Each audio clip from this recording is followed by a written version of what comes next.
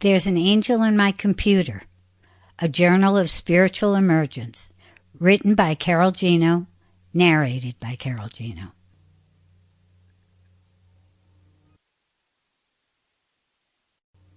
Dedication to all those who listen to the whispers of the soul.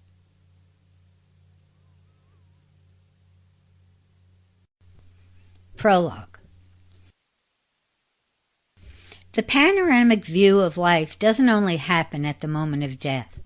It happens during every big change, every great grief, in any exquisitely beautiful moment. That's how it always was for me, anyway. Suddenly, slices of my life play like a slideshow on my inner projection screen, complete with sensation and emotion, and I can see my whole life unfolding with a chilling clarity. The vision. I'm sure it began when I was a little kid and said my bedtime prayers without supervision or guidelines. Now that I'm grown up, I realize that little kids should never be allowed to pray alone. They're too sincere, too committed, and they make lousy deals. But I was a difficult child to stop once I set my heart on something. Even at 7, I was a mini zealot. Each night, as I kneeled next to my bed, head down, hands pressed tightly together, eyes squeezed shut, as I had seen in all the pictures of young saints, my voice filled with emotion as I pleaded, "Dear Lord, could I please have a vision and be a saint like Bernadette?" Even then I was a big reader. I had memorized the stories of all the small saints or children with visions, and I was competitive. Each of them knew they were being called. Each of their souls had been touched by God.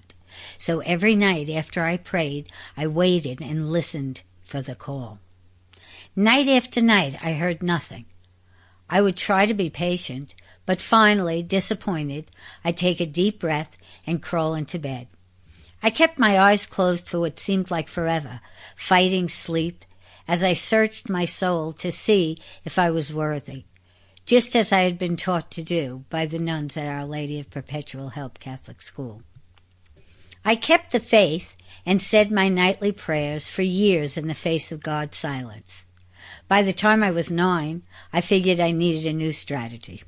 I was ready to renegotiate.